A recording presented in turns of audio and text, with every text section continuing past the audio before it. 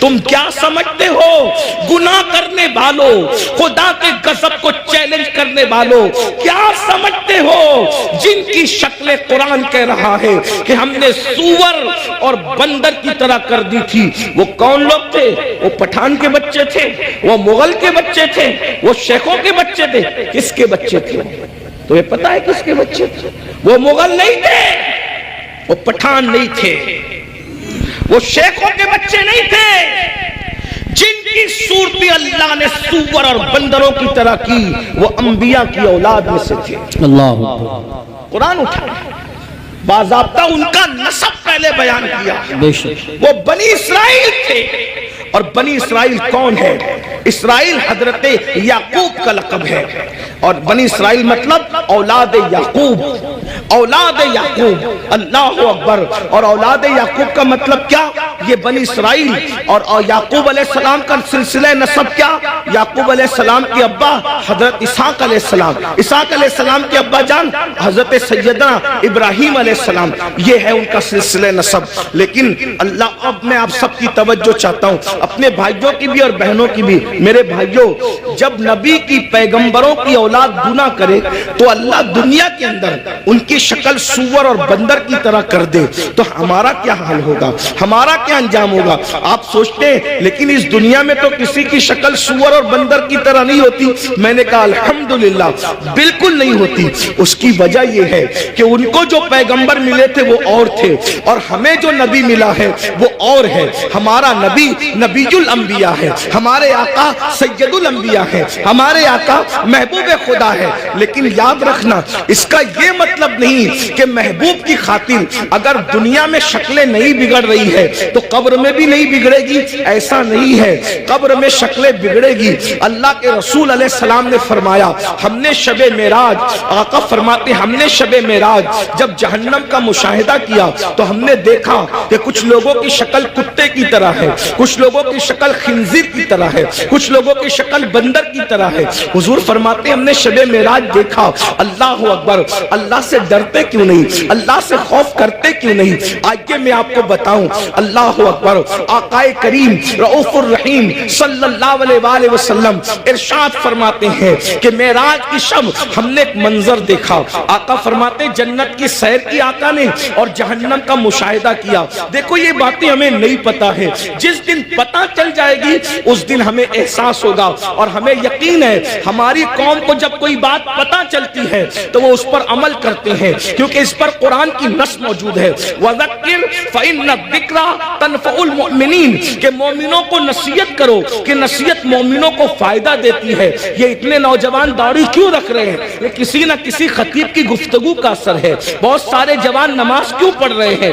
اللہ اکبر، بہت سارے علاقوں میں ہم لوگ گئے نہیں، بہت سارے دوسرے خطبہ نہیں گئے، لیکن کسی نے کہا ہمارے امام صاحب نے نماز پہ تقریر کی، ہم نمازی بن گئے، داڑھی پہ تقریر کی، ہم داڑھی رکھیں۔ تو پتہ چلا یہ جلسے بالکل بھی لایانی نہیں ہے، غیر ضروری نہیں ہے۔ مومنین کو نصیحت فائدہ دیتی ہے، بس ناصح کی نیت صحیح ہونی چاہیے، اور سننے والوں کو بھی صحیح طور پر سننے کا شوق ہونا چاہیے۔ اب آئیے ذرا تھوڑا سا دل کے کانوں سے سن لے۔ آپ نے گزشتہ مہینے کے اخیر میں معراج مصطفیٰ تو سنا ہوگا، لیکن معراج کا ایک حصہ ذرا ہم سے بھی سن لے۔ اللہ اکبر، آقا کریم صلی اللہ علیہ وآلہ وسلم ارشاد فرماتے ہیں کہ معراج کی شب ہم نے کیا دیکھا؟ اللہ اکبر، جب جہنم کا مشاہدہ کیا۔ مشاہدے اور سیر میں فرق ہے، جنت کی سیر کی ہے، جہنم کا مشاہدہ کیا ہے۔ اللہ اکبر، تو فرماتے ہیں خون کا دریا تھا، پیپ کا دریا تھا، اور اس میں ایک بندہ تیر رہا تھا۔ خون اور پیپ کے کھولتے ہوئے دریا کے اندر کوئی تیر رہا ہو، تھوڑا توجہ کیجئے گا میرے پیارے آقا علیہ الصلوۃ والتسلیم کے پیارے دیوانوں، ذرا غور کیجئے گا۔ اگر اپنے آپ سے محبت ہے اور اپنے نبی کی باتوں پر یقین ہے تو یہ باتیں میری نہیں ہے، نبی بھی ہے۔ یہ باتیں مصطفیٰ جان رحمت صلی اللہ علیہ وآلہ وسلم کی ہے، ذرا غور کرو۔ ماں اور بہنوں کی بھی توجہ چاہتا ہوں، یاد رکھنا کسی کی بھی بات میں شک کرو گے تو کوئی نقصان نہیں ہوگا، لیکن اپنے نبی کی بات میں شک کرو گے تو ایمان بھی ہاتھ سے جا سکتا ہے۔ یہ تمہارے اور میرے نبی نے فرمایا، شب معراج جہنم کا مشاہدہ ہو رہا ہے، خون کا دریا ہے، پیپ کا دریا ہے، اور وہ کھولتا کھولتا خون ہے، کھولتا کھولتا پیپ ہے، اس میں ایک بندہ ڈبکیاں لے رہا ہے، ایک بندہ تیر رہا ہے۔ جیسے ہی وہ منہ باہر نکالتا ہے، جیسے ہی وہ سر باہر نکالتا ہے، اس کے منہ میں پتھر ڈالے جاتے ہیں، جہنم کی آگ کے بنے ہوئے پتھر اس کے منہ میں ڈالے جاتے ہیں، اور اس کا منہ پھر اسی دریا میں ڈوب جاتا ہے۔ اس پر یہ عذاب ہو رہا تھا، رحمت للعالمین سے دیکھا نہ گیا، حضور تڑپ گئے، حضور بے چین ہو گئے، حضور بے قرار ہو گئے، اور پوچھنے لگے جبریل یہ کون لوگ ہیں کہ خون اور پیپ کے دریا میں ڈبکیاں لیتے ہیں، اور جب منہ باہر نکالتے ہیں تو پتھر، وہ بھی جہنم کی آگ کے پتھر، ان کے منہ میں ڈال کر ان کو ڈبا دیا جاتا ہے۔ یہ دردناک عذاب کیوں ہو رہا ہے؟ تو جبریل امین نے عرض کیا، یا رسول اللہ یہ آپ کی امت کے وہ لوگ ہیں جو دنیا میں سود کھایا کرتے تھے، یہ سود کا کاروبار کیا کرتے تھے، یہ سود کا دھندا کیا کرتے تھے۔ میں آپ سے پوچھنا چاہتا ہوں، دنیا ہی سب کچھ ہے؟ بولو، اگر کسی سچے مسلمان کو یہ پتا چلے کہ سود کھانے کا انجام کیا ہے، وہ پیپ کا دریا، وہ خون کا دریا۔ اور خون کا دریا کیوں ہے؟ میں نے غور کیا کہ سود خوروں کے لیے پیپ اور خون کا دریا کیوں ہے، تو بہت سوچنے کے بعد مجھے یہ سمجھ میں آیا کہ سود خور لوگ قوم کا خون چوستے ہیں، قوم کا خون چوستے ہیں، ان کی غربت کا فائدہ اٹھاتے ہیں، ان کی مجبوریوں کا فائدہ اٹھاتے ہیں۔ اس لیے دیکھو قدرت نے ان کو خون اور پیپ کے دریا کی سزا دی ہے۔ اب میں آپ سے پوچھنا چاہتا ہوں، اے سود کا دھندا کر کے، اے بیاج کا دھندا کر کے، اے انٹرسٹ کا دھندا کر کے مالدار بننے والوں، ذرا غور کیجئے، کتنا بھی مال کما لوگے، تھوڑا دھیان دینا میری بات پر، کتنا بھی بڑا محل ہو، تاج محل کی طرح بھی محل بنا لو، جب آخری میں ڈاکٹر کہے گا نا کہ یہ بہت بیمار ہے، اس کے بچنے کی امید نہیں ہے، تو آپ کے بچے، ہمارے بچے کیا کریں گے؟ آپ ہو یا ہم ہو، کوئی ہو، بولو بچے کیا کریں گے؟ اٹھا کے سیدھا ہاسپٹل میں داخل کر دیں گے۔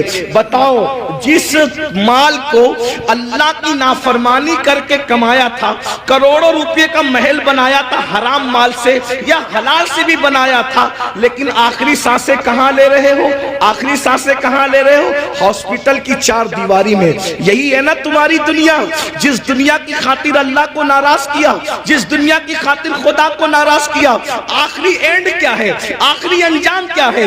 دنیا کے 80% لوگ ہاسپٹل میں آخری سانس لیتے ہیں، اور اکثر لوگ تو آئی سی یو میں آخری سانس لیتے ہیں۔ ہائے ہائے، قدرت کا امتحان تو دیکھو، قدرت کی سزا تو دیکھو۔ یاد رکھنا، بہت کم وہ خوش نصیب ہے جو اللہ اکبر سجدوں میں جاتے ہیں، خدا کے حرم میں جاتے ہیں، تلاوت کرتے کرتے جاتے ہیں۔ 80% لوگ دوا خانوں کی چار دیواریوں میں آخری سانس لیتے ہیں۔ اللہ اکبر، میں اس پہ کوئی فتویٰ نہیں لگا رہا ہوں، میں مفتی بھی نہیں ہوں، لیکن اتنا ضرور کہوں گا، ذرا غور تو کرو، کروڑوں کی بلڈنگ پڑی ہوئی ہے اور آپ کرائے کے دوا خانے کے اندر آخری سانس لے رہے ہو۔ پلنگ ہے، ہاں ہاں، کپڑوں پہ غرور کر کے خدا کو بھولنے والوں، یہ خدا کا امتحان دیکھو، اللہ کی آزمائش دیکھو، خدا کا امتحان دیکھو۔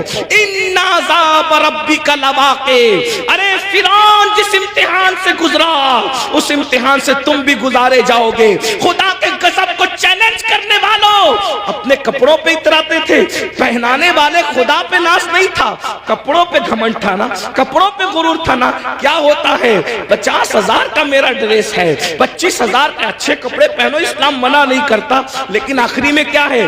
سارے اچھے کپڑے اتار کے گھر رکھ دیے گئے اور ہاسپٹل کے کپڑے تمہیں پہنائے گئے۔ یہ مرنے سے پہلے خدا کا امتحان ہے۔ کس دنیا سے منہ لگا رہے ہو؟ کس دنیا سے دل لگا رہے ہو؟ کس دنیا کے چکر میں اللہ کو بھولے ہو؟ کس دنیا کے چکر میں شریعت کو پیٹ کے پیچھے ڈالے ہو؟ کس دنیا کے چکر میں دین کو پیٹ کے پیچھے ڈالے ہو؟ مسلمانوں، اگر تمہیں یہ علم ہو جائے کہ دنیا کی اوقات کیا ہے، تو تم کبھی دنیا کو منہ نہ لگاؤ, دنیا سے دل نہ لگاؤ. اللہ کے رسول علیہ السلام نے ایک مرتبہ دریا کے اندر اپنی انگلی ڈبوئی اور دریا میں انگلی ڈبو کر کے باہر نکالا, اور باہر نکال کر کے فرمایا یہ میری انگلی میں جتنا پانی آیا وہ دنیا ہے, اور یہ جو سارا پانی ہے وہ آخرت ہے. اب بتائیں قطرے کو لے کر کے سمندر کو چھوڑنے والے نادانوں, دراصل علم نہیں ہے.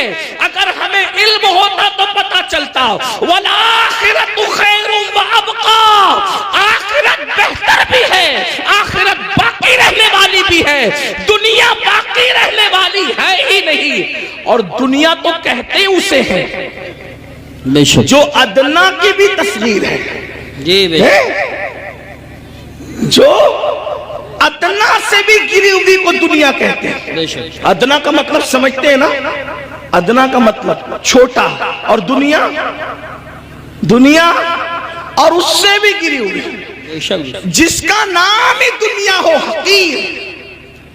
لیکن یہ پتا ہم سمجھتے دنیا کوئی بڑی چیز ہے, ارے نادان دنیا کہتے ہی حقیر کو ہے, ایسی حقیر کہ اس سے زیادہ کوئی حقیر نہ ہو, جیسے بہتر بہتر بہترین, فضل افضل.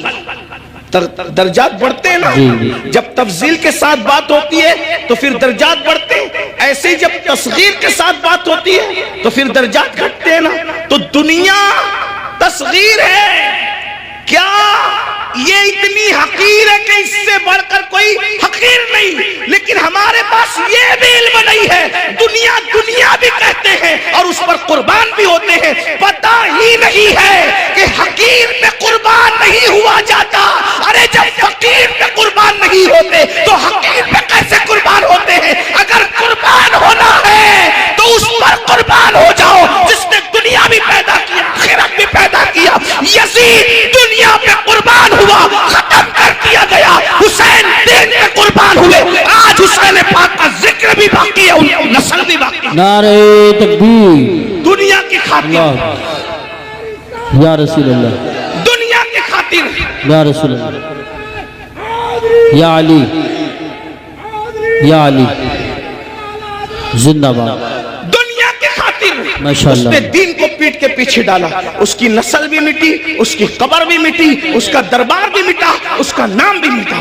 یہ تو ہم حسینیوں کا احسان ہے کہ بطور مذمت اس کا نام لے لیتے ہیں تو کہیں کہیں وہ یاد آ جاتا ہے. اگر ہم بطور مذمت جیسے شیطان کا نام آتا ہے اعوذ باللہ من الشیطان الرجیم کے طور پہ, اللہ اکبر, اگر اس طریقے سے اس لانتی کا نام نہ لے تو کبھی لوگ اس کو یاد بھی نہ کریں.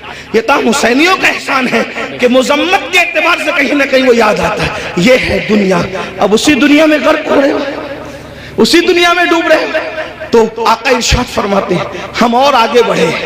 توجہ فرمائے, آپ توجہ تو بہت اچھی کر رہے ہیں ماشاءاللہ, لیکن مزید غور کریں. آقا فرماتے ہیں ہم اور آگے بڑھے تو ہم نے کیا دیکھا, کچھ مرد اور عورتیں ہیں جن کی چمڑیاں آگ کی کینچی سے کاٹی جا رہی ہے. بس میں بات طویل نہیں کروں گا اور ختم بھی کر دوں گا وقت پہ, کیونکہ ہم 1 گھنٹہ لیٹ چل رہے ہیں اور مجھے دوسرے پروگرام کی طرف, رات کے پروگرام کی طرف جانا بھی ہے. لیکن غور سے سن لیں, معراج کا یہ بھی حصہ ہے.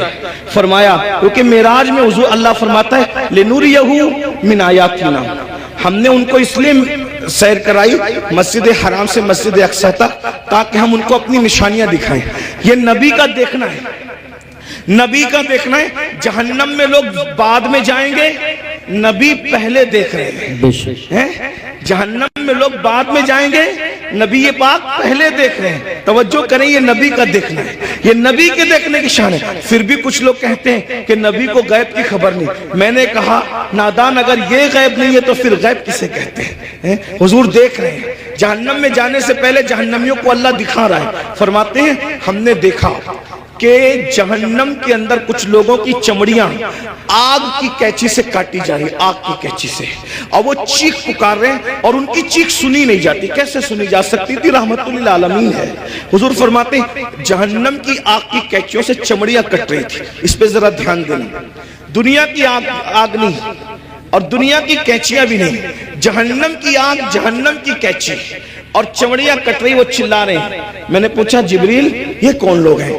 اس میں مرد اور عورتیں ایک ساتھ تھے، وہ ننگے تھے، مرد اور عورتیں ایک ساتھ تھے، ننگے تھے، ان کی چمڑیاں کٹ رہی تھی آگ کی قینچی سے اور چلا رہے تھے۔ پوچھا جبریل یہ کون ہے؟ جبریل امین نے کہا یا رسول اللہ صلی اللہ علیہ وآلہ وسلم یہ آپ کی امت کے وہ لڑکے اور لڑکیاں ہیں، وہ مرد اور عورتیں ہیں جو سج دھج کر گھروں سے اس لیے نکلتے تھے، لڑکے اس لیے سج کے نکلتے تھے کہ ان کو لڑکیاں دیکھیں، اور لڑکیاں اس لیے سج دھج کے